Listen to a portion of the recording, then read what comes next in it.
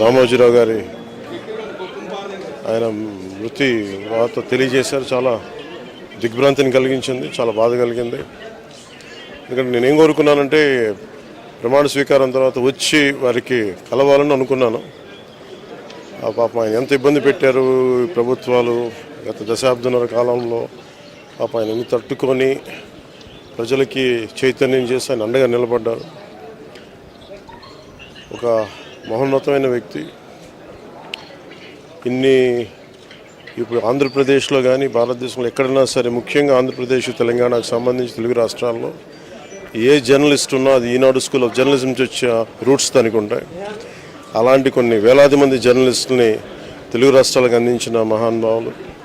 అలాగే తెలుగు చిత్ర పరిశ్రమకు సంబంధించి కూడా ఈరోజు ఇంత ఇన్ఫ్రాస్ట్రక్చర్ ఇక్కడ డెవలప్ చేశారంటే అది హైదరాబాద్లో ఎంత అద్భుతంగా తెలుగు చిత్ర పరిశ్రమ ఉందంటే ఆయన కాంట్రిబ్యూషన్ చెప్పలేను. ఇలాంటి చేస్తున్న వ్యక్తిని ప్రభుత్వాలు గత 15 సంవత్సరాల్లో చాలా ఇబ్బంది పెట్టినాయి.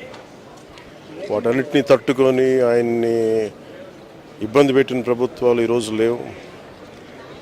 ఆ విజయం ఆయనకి తెలియజేయాలని అనుకున్నాం, చేసి లోపల దురదృష్టం ఇలా జరిగిపోయింది. వారి కుటుంబానికి, ప్రతి ఒక్కరి కుటుంబ సభ్యులకి, అలాగే ఈనాడు గ్రూప్ ఆఫ్ కంపెనీస్ వారందరికీ కూడా నా జనసేన తరపు నుంచి, నా తరపు నుంచి వారికి నా సంతాపం తెలియజేస్తాను. ఈ సమయంలో మీ అందరికీ ఆ భగవంతుడు వారి కుటుంబ సభ్యులకి అండగా ఉండాలని కోరుకుంటూ సెలవు తీసుకుంటాను.